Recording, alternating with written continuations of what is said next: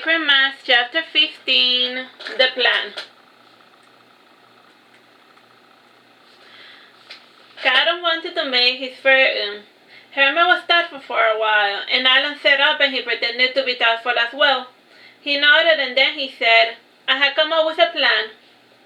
Caron listened to the instructions intently and then he set about to make it all happen. He wanted to make his first time with Greg memorable. The first stage of the plan came in the form of flowers. Greg came into his classroom and he found an enormous bouquet of different colored lilies. The students chuckled when Greg entered the room, and he was pleased by the flowers but distressed at the reaction of his students. The following day he found a small note with a few lines of poetry. Caron was not a poet, but he stitched together a few lines from a poem he liked. And Greg particularly liked the line, "In the mansion where breath stops, there is another side that wakes us to another life."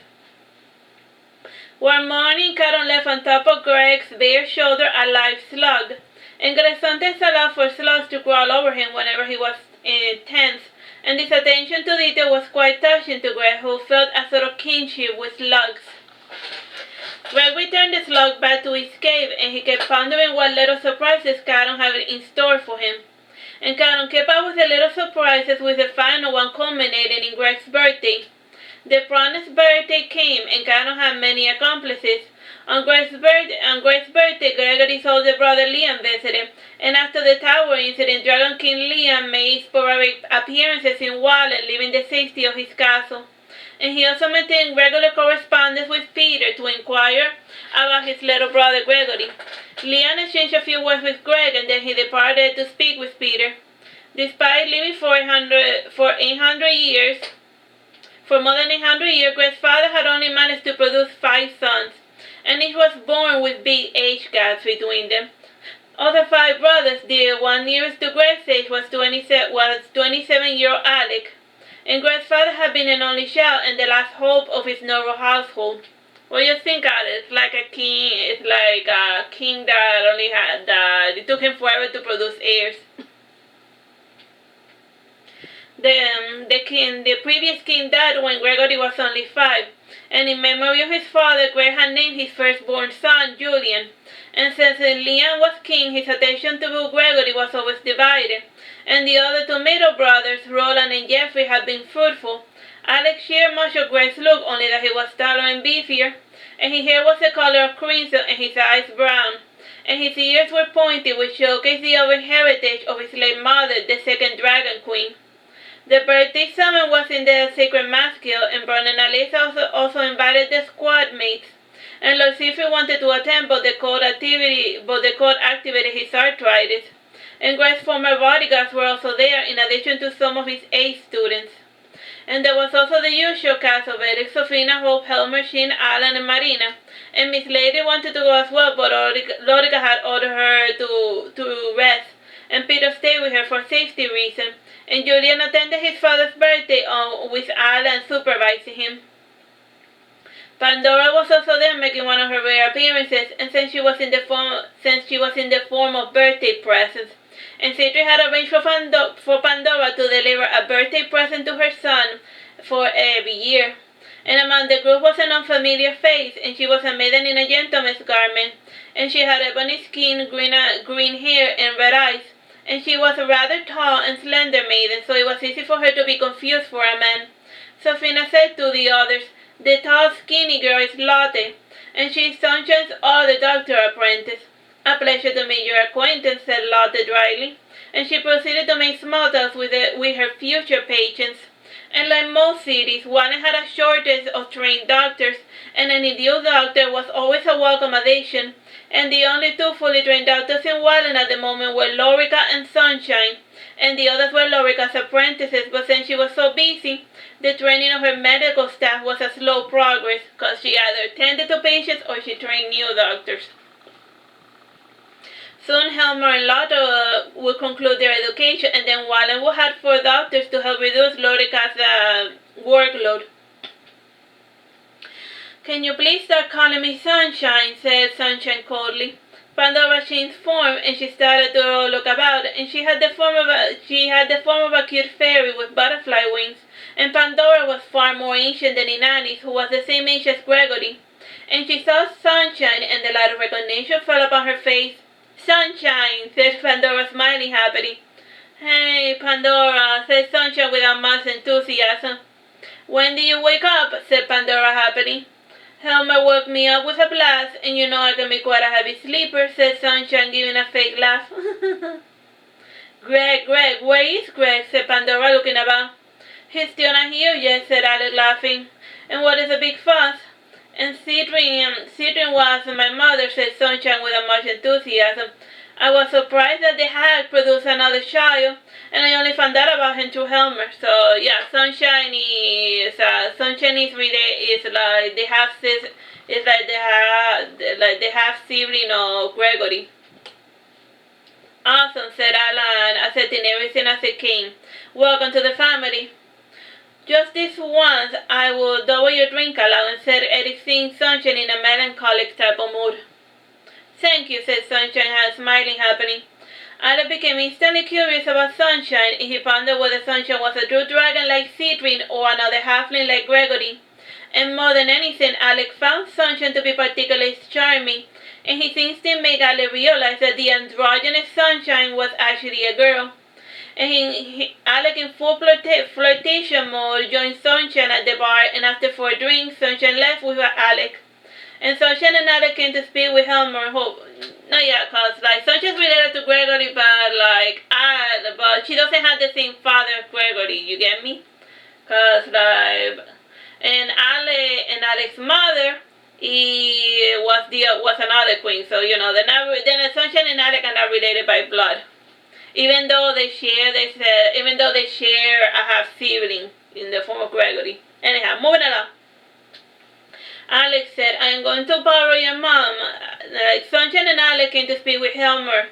And Alex said, "I'm going to borrow your mom. I promise to be gentle with her." "Have fun," said Hope, smiling. "Dad," yelled Allan. "Settle down, Allan," Helmer added sadly. "Sunshine is like my mom, my poor drunk mom. And don't tell Gregory, but Sunshine's Citrin was just awful. And you get a few drinks into Sunshine, and he goes on a rant about his awful arranged marriage, being displayed as an oddity to other dragons, and being called a chicken butt. And Sunshine is quite sensitive about his chicken butt. But his butt looks no more enough," commented Allan, checking it out. "Every 4 months he lays an egg," explained Helmer. "Ah, that's a shame," said Caron, sad and confused about the problem. "And listen, everyone, nobody's allowed to say the word chicken in Sunshine's presence." "Well, too bad," said Julian, laughing, "and we're having chicken for dinner tonight." And Hope found Julian's joke very amusing, and says Hope kept refusing to go to school. He had yet to meet Julian, and smiling he said, "You're Lord Julian, Gregory's brat. Are you here alone?" Yes, my friend Leda wanted to come, but her father had returned home from a mission, and he's assisting the slave army," explained Julian. "He's a very important man." "He should be with his daughter," said Hope, "and let someone else play hero, preferably somebody who doesn't have a family or kids, like Eric." "That's not a very nice thing to say about Eric," protested Julian, "and he cares a lot about you. And when he visits my dad, he talks about you as if you were his son, and he buys you toys, and he's trying to educate you, and he even got you the very expensive ponies. And ponies cost like 1,000 gold coins apiece at the lowest end, and your steer ate up his entire monthly salary." Paul sighed, and he said, "If he wasn't rich, he should have just said so, and have the Caesar God were impulsive buys. And tomorrow we'll return the pony, and I will take my story seriously, maybe. And by the time I'm done, I'll be ready to go to school, but I make no promises." "I look forward to seeing you at school, maybe," said Julian, smiling warmly. And Hope saw Eric entering the guild, and since Eric came to speak with him, Hope took that chance to apologize for his reckless spending. Hope hugged Eric, and then he said to him, "I'm sorry about everything, And your life matters, and even if anything happens to you, a lot of people are going to be sad, and please don't take any more stupid risks. Eric crying said, "You're such a sweet child." There, said Sofina, patting Eric's back. The chit-chat died down when Gregory arrived at the entrance of the guild, and Caron was waiting inside with the nannies, and Greg found it out that the curtains were drawn on all the windows, and after sunset the place was usually quite lively, and Eric peeked through the windows to see if Greg was coming in or not. "Sheesh," whined Eric in frustration, and Greg was starting to become paranoid with his eyes turning red in preparation for a trap, and Eric said to Caron, "And you better drag him inside before he flies away or something." Caron wrote a quick note and he passed it under the door, and Greg recognized Caron's handwriting and he relaxed. The note said, "Don't be afraid, Mr. Needy." And Greg, not more reassured, opened the door and everyone yelled surprise.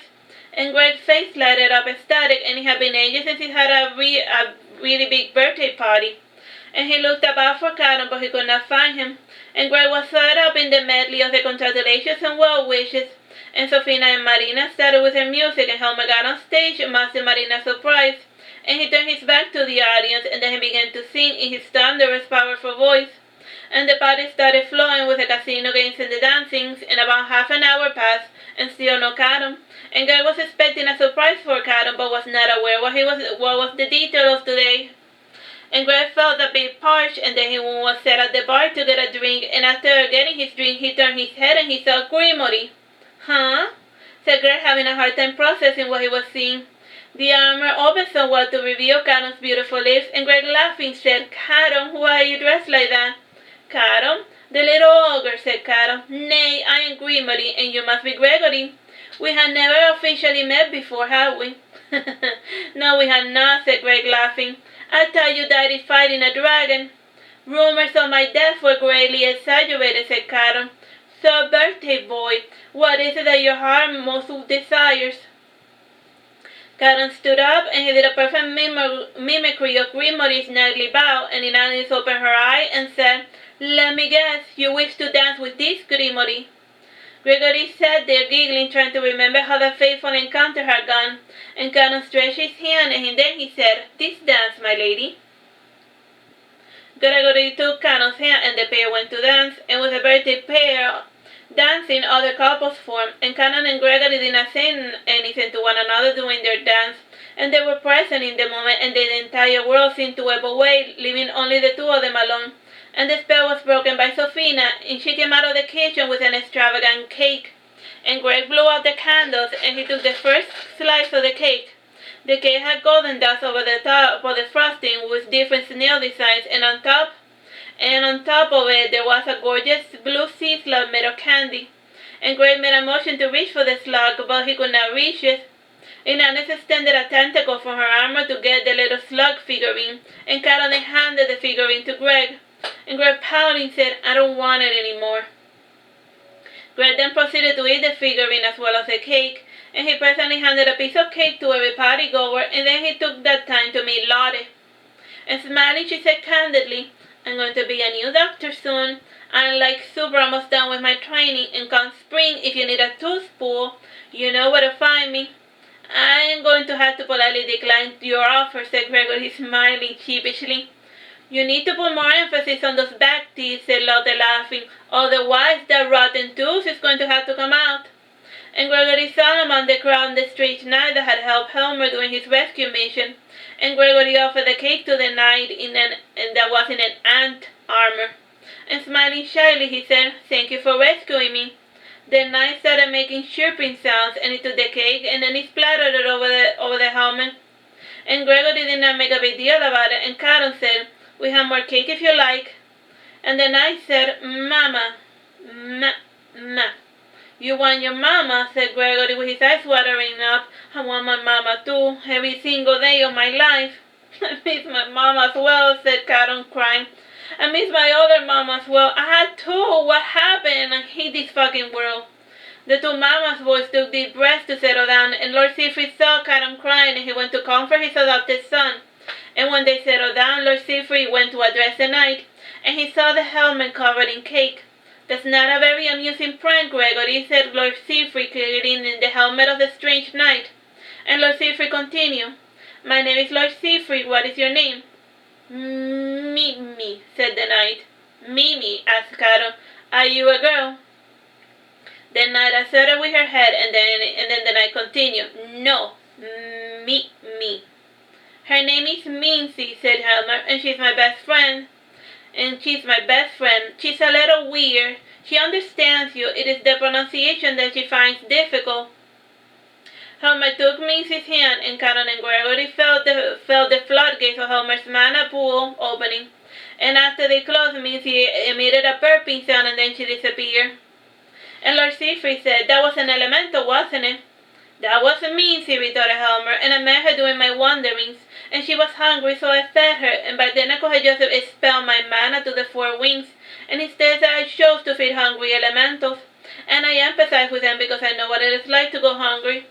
Like the elementals, they can turn mana into food, so you know they don't need to you know how like other magic users use mana in order to like shoot fire and bring stuff up. They have the ability to like eat mana, so then you know they don't need to like carry around with them like food and stuff.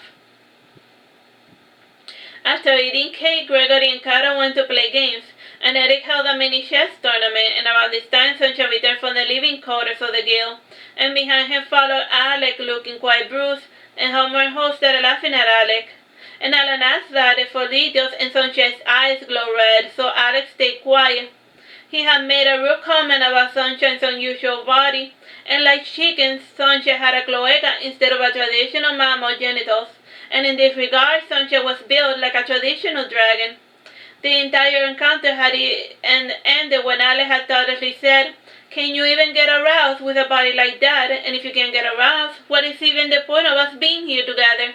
And in response, Sunshine had given Alec a good thrashing. The chess tournament proceeded as expected, and Caron lost in the early rounds, and in the final match it was Gregory versus Sofina. And Gregory had never played against Sofina, and he wasn't even aware that she liked to play the game. And the title match dragged on, and eventually it ended with Sofina winning with a rook and a bishop, an unusual checkmate combination, and she won for herself a little ornamental crown. "It is getting late," said King Sofina, and she looked at Helmer sleeping inside Allan's arm, and she added, "The kids are already asleep, and we should start sending everybody home." Alright, so that's the end of that chapter. Bye and God bless.